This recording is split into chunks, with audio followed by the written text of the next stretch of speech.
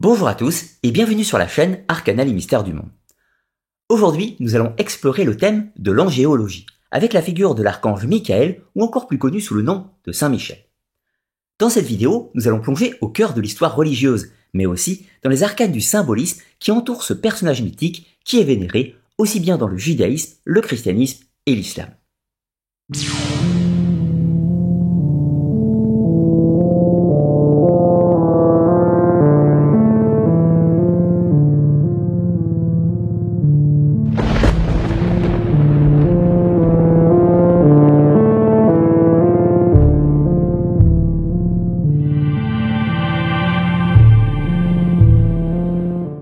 L'archange Michael est connu pour être le chef de l'armée céleste, l'adversaire de Lucifer ou Satan lors de la guerre des anges.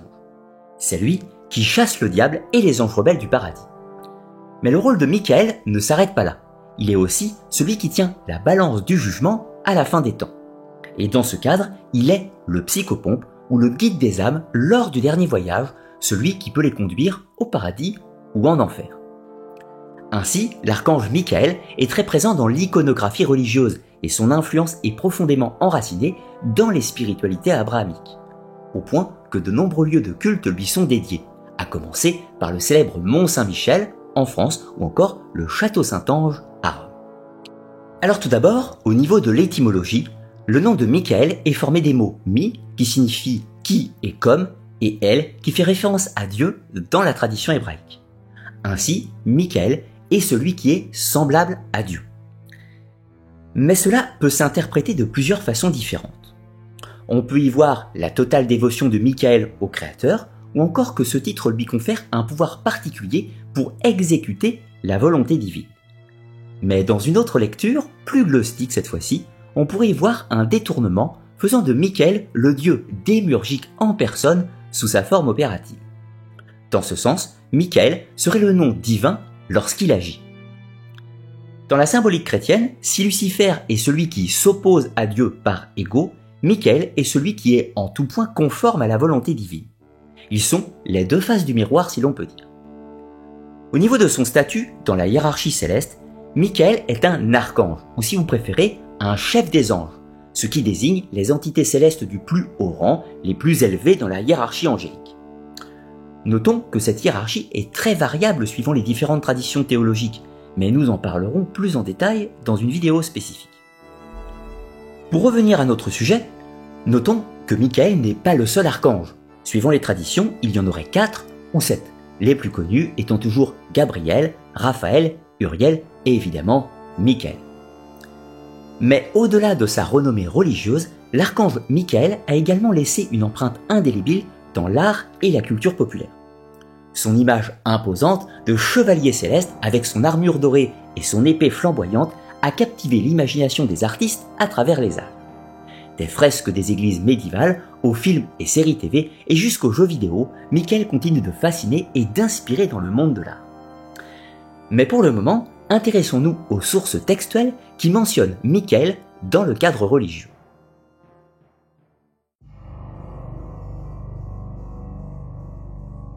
L'archange Michael apparaît à plusieurs reprises dans la Bible. Il est d'ailleurs l'un des seuls anges à être nommé du glorieux titre d'archange, et même à posséder un nom. Dans le judaïsme, Michael est considéré comme l'un des principaux archanges et sera mentionné lors de plusieurs événements mythiques. Par exemple, dans le livre de Daniel de l'Ancien Testament, il est mentionné comme le protecteur d'Israël et le chef des anges. Son rôle est souvent lié à la défense du peuple hébreu et à la lutte contre les forces du mal. Alors voici tout d'abord un extrait du texte. En ce temps-là, se lèvera Michael, le grand chef, le défenseur des enfants de ton peuple, et ce sera une époque de détresse, telle qu'il n'y en a point eu de semblable depuis que les nations existent et jusqu'à cette époque.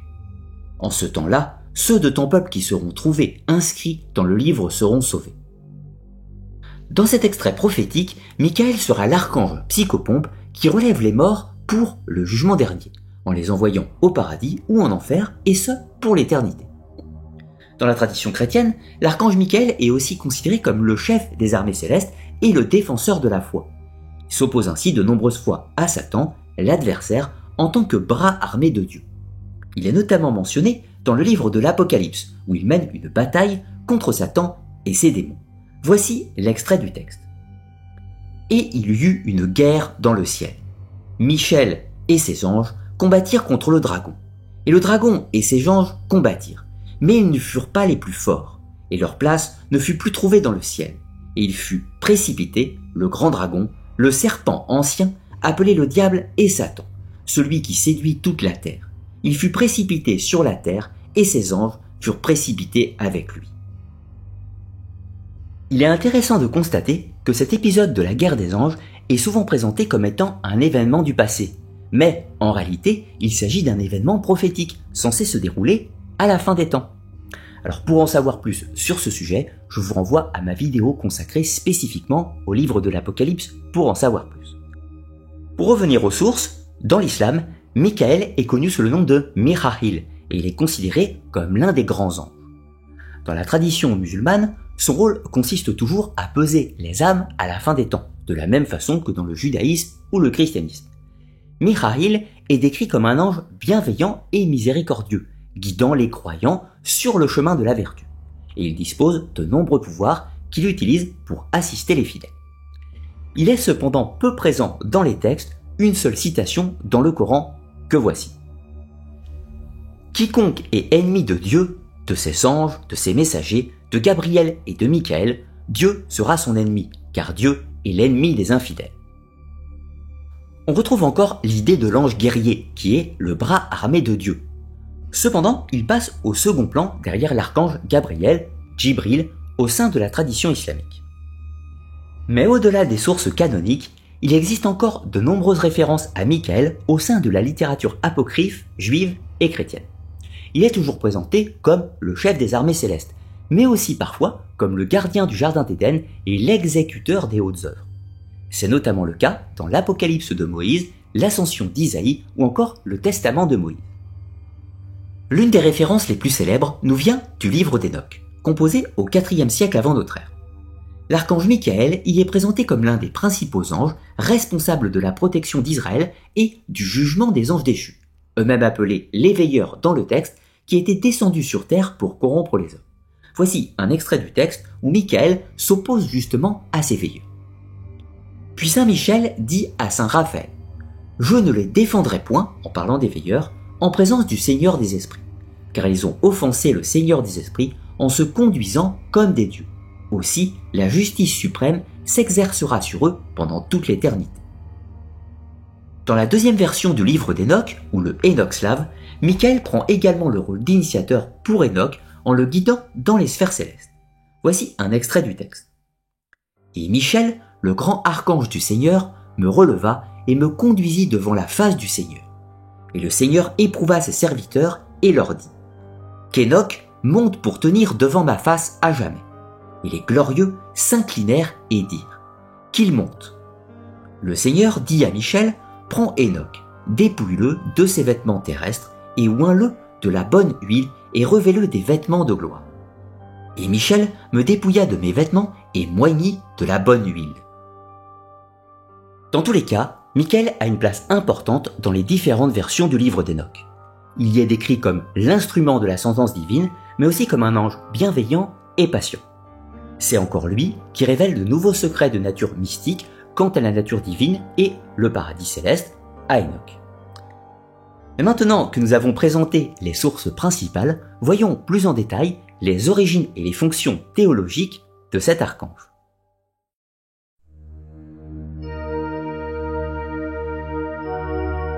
S'il est bien connu que la plupart des figures de la démonologie prennent leur inspiration chez les anciennes divinités païennes, il n'en est pas tout à fait de même pour les personnages angéliques. Tout d'abord, le terme ange, ou malak en hébreu, désigne des forces intermédiaires entre Dieu et les hommes dans le cadre des religions abrahamiques.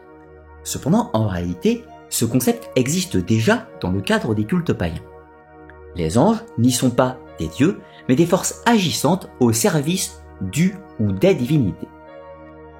Si le nom de Michael remonte à l'Antiquité hébraïque, il ne fait pas de doute que ses inspirations se trouvent dans les mythes et les cultes païens préexistants dans le monde hébraïque avant que ces derniers ne deviennent monothéistes. De nos jours, certains spécialistes estiment que l'archange Michael a des liens avec les divinités Hermès en Grèce et Anubis en Égypte. Ainsi, il serait l'adaptation hébraïque des anciens dieux psychopompes, ceux qui conduisent les âmes des morts lors du dernier voyage. Dans ce sens, il ne serait pas une simple puissance intermédiaire, mais une relecture d'un ancien dieu antique. C'est peut-être là que se situe la différence entre les anges et les archanges. Bien sûr, dans le cadre du monothéisme, Michael n'y est plus un dieu, mais seulement un serviteur de Dieu. C'est probablement ici que se trouve l'origine de sa fonction de juge des âmes ou de psychostate. Cependant, ce n'est pas ici que nous trouverons l'inspiration pour sa fonction guerrière. Sur ce dernier point, Michael peut être considéré comme la main armée de Dieu ou son pouvoir agissant, le modèle par essence du chevalier céleste. Il est possible que Michael ait aussi repris les fonctions d'anciens dieux de la guerre antique, mais sans pouvoir affirmer une inspiration particulière. C'est pourtant sous cet aspect d'ange guerrier qu'il est le plus connu. Son rôle principal est celui de défenseur de la foi et de la protection du peuple de Dieu. Il est souvent représenté en train de combattre les forces du mal, comme Satan ou ses démons. Il est considéré comme le saint patron des soldats, des guerriers et des chevaliers, symbolisant la force et la victoire. L'archange Michael est souvent représenté sous la forme d'un soroctone, ou si vous préférez, dans une scène artistique où il terrasse le dragon serpent, symbolisant la victoire du bien contre le mal dans une lecture chrétienne. Bien que dans une lecture païenne, on pourrait considérer que c'est la volonté de l'Église de détruire l'ancienne tradition, le serpent représentant souvent la sagesse et la connaissance dans le cadre des religions antiques. Ainsi, en bien ou en mal, Michael est l'archange qui détruit le panthéon antique, matérialisé par le dragon serpent. L'archange Michael possède également une place centrale dans les rites d'exorcisme et la guérison. Dans la tradition chrétienne, Michael est considéré comme un puissant intercesseur dans le combat spirituel contre les démons et Satan lui-même. Les prêtres et les exorcistes chrétiens demandent l'assistance de Saint Michel pour vaincre les forces démoniaques et libérer les personnes possédées. Voici d'ailleurs la prière à Saint Michel, encore appelée le petit exorcisme. Saint Michel archange, défends-nous dans le combat, et soyez notre protecteur contre la méchanceté et les embûches du démon. Que Dieu lui commande, nous vous en supplions. Et vous, prince de la milice céleste, par le pouvoir divin qui vous a été confié, précipitez au fond des enfers Satan et les autres esprits mauvais qui parcourent le monde pour la perte des âmes. Amen. Cette prière à Saint Michel fut écrite en 1884 par le pape Léon XIII. Elle n'est donc pas si ancienne. Cependant, la figure de Saint Michel était déjà très en vogue dans les exorcismes de la Renaissance. On lui attribue encore la protection des lieux saints et des pèlerins. Et dans certaines traditions, il est invoqué comme intercesseur pour obtenir la guérison et la protection contre les dangers. Ainsi, avec ses trois casquettes, guerrier céleste, exorciste des démons et figure du jugement des âmes, Michael a eu droit à une vénération particulière et de nombreux lieux de culte lui sont dédiés de par le monde. Et voyons d'ailleurs quelques exemples parmi les plus connus.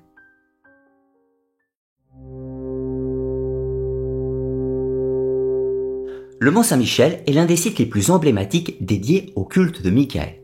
Situé en Normandie, en France, il abrite l'abbaye du Mont Saint-Michel qui est un chef-d'œuvre architectural de la période médiévale. L'abbaye est dédiée à l'archange Saint-Michel naturellement et c'est un lieu de pèlerinage depuis plusieurs siècles. Les pèlerins viennent ici pour admirer tout d'abord l'architecture majestueuse, participer aux offices religieux et ressentir la spiritualité qui émane de cet endroit unique. Mais le Mont Saint-Michel de Normandie n'est pas le seul lieu important dédié au culte de l'archange. Au Puy-en-Velay, en Auvergne, la chapelle Saint-Michel d'Aiguillé est un autre lieu de culte dédié à l'archange. Cette chapelle romane du Xe siècle est construite au sommet d'un piton rocheux et offre une vue panoramique sur la ville et ses environs. Les pèlerins y montent les 268 marches pour atteindre la chapelle et y vénérer Saint-Michel. La chapelle est également un arrêt important sur le chemin de Saint-Jacques de Compostelle. Mais la France n'est pas le seul pays à accorder un culte particulier à Saint-Michel. En Italie, le sanctuaire de Monte Sant'Angelo, situé dans la région de Gargano, est un autre lieu de culte important dédié à l'archange Michael.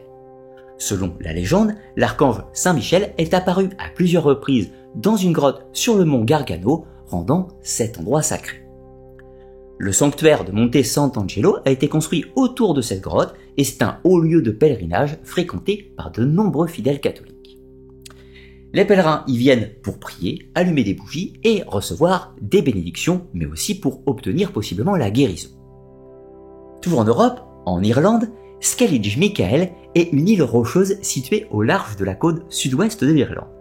Au sommet de l'île se trouvent les ruines d'un ancien monastère chrétien connu sous le nom de monastère de Skellig Michael. Les moines y vivaient ici isolés du monde extérieur pour se consacrer à leur foi. De nos jours, Skellig Michael est un lieu de pèlerinage pour ceux qui cherchent une expérience spirituelle et mystique dans un cadre exceptionnel. Mais loin de l'Europe, l'archange a également trouvé sa place. Au Mexique, la chapelle de San Miguel Arcángel à San Miguel de Allende est un site vénéré où les fidèles se rassemblent pour honorer Saint Michel et toujours espérer la guérison et la protection. Enfin, de retour en France, le mont Saint-Michel de Brasparts, dans les monts d'Arrée en Bretagne, est encore un autre lieu dédié au culte de l'archange. Bien que minimaliste, on y retrouve la symbolique du lieu de culte sur une montagne. Là, nous touchons une spécificité très importante du culte de l'archange Saint-Michel. Les lieux de culte dédiés à Saint-Michel sont souvent marqués par une architecture symbolique. Non pas spécifiquement au niveau du bâtiment ou autre spécificité architecturale, mais dû au fait que ces lieux de culte se placent en hauteur, sur une montagne, ou tentent de s'élever symboliquement vers les cieux. Ainsi, on peut y voir une référence au concept de l'Axis Mundi, le lieu de rencontre entre les forces chtoniennes de la Terre, matérialisées par Lucifer, et les forces célestes dont Michael est le champion. Ainsi, les statues et les représentations de Michael à l'intérieur de ces lieux de culte rappellent le combat prophétique contre le serpent dragon et la suprématie des forces divines. Enfin, le rôle de juge des âmes, ou psychostasie, prend ici tout son sens. La montagne est le symbole de l'élévation vers les cieux. Michael, en tant que gardien de la montagne, est celui qui peut, ou non, ouvrir les portes du paradis ou précipiter les impies en enfer.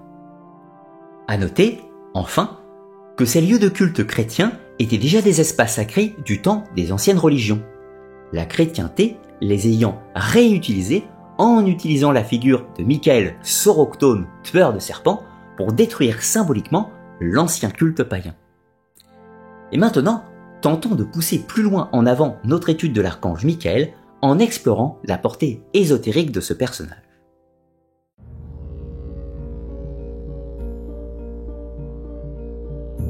Dans certains systèmes ésotériques, Saint Michel est lié à l'élément du feu, symbolisant la purification et la transformation spirituelle. Son épée enflammée représente la force et la lumière qui peuvent briser les chaînes de l'ignorance et de l'illusion. Dans ce sens, l'on ne pourra pas manquer de faire un comparatif avec la figure de Fudomyo dans le bouddhisme. Ce dernier est lui aussi armé d'une épée et détruit le voile de l'ignorance qui permet l'accès à l'éveil spirituel. On observe que Michael et Fudomyo sont les deux représentations d'un archétype fondamental, celui de l'alchimie spirituelle ou de la transmutation. Alors, dans cette même démarche, la représentation classique de Michael qui terrasse le dragon serpent prend alors un nouveau sens. Cela devient une illustration symbolique pour le combat intérieur entre les passions négatives, orgueil, colère, envie, etc., contre les aspirations spirituelles, tempérance, patience, justice, etc. Michael, en tant que Soroctone, tueur de serpents, nous rappelle que nous avons la capacité de surmonter nos propres démons intérieurs et de triompher des épreuves de la vie. Dans une lecture jungienne, on pourrait considérer que le démon représente le ça, le monstre animal qui se cache dans les profondeurs de l'esprit, et que Michael représente le soi ou le surmoi qui tempère et détruit les pulsions primaires. D'ailleurs, ce n'est pas pour rien que Saint Michel est associé aux concepts tels que la purification, l'équilibre des énergies ou encore la protection contre les forces obscures. Il est considéré comme un allié dans les pratiques de développement spirituel et de guérison, aidant à éliminer les influences négatives et à rétablir l'harmonie intérieure. Dans tous les cas, j'espère que cette vidéo vous aura permis de mieux comprendre et apprécier la richesse et la diversité des représentations de la symbolique de Saint-Michel à travers les différentes cultures et ses formes artistiques. N'hésitez pas à liker, partager et commenter cette vidéo si elle vous a plu, mais aussi pour partager vos réflexions, vos connaissances supplémentaires ou éventuellement vos expériences personnelles liées à la figure de Saint-Michel. Et si vous avez d'autres sujets que vous aimeriez me voir aborder dans de futures vidéos, eh bien n'hésitez pas à les partager dans l'espace commentaire. Je vous invite également à vous abonner à la chaîne si ce n'est pas encore le cas afin d'être notifié des prochaines vidéos à venir. Et pour ceux qui le souhaitent, vous pouvez également soutenir mon travail en faisant un don sur Tipeee. Cela vous donne accès aux vidéos privées de l'Academia en contrepartie et devenant ainsi mes mécènes. Dans tous les cas, je vous dis à très bientôt pour de nouvelles enquêtes historiques, ésotériques et mythologiques sur la chaîne Arcana les Mystères du Monde. Et sur ce, portez-vous bien et moi je vous dis à très bientôt.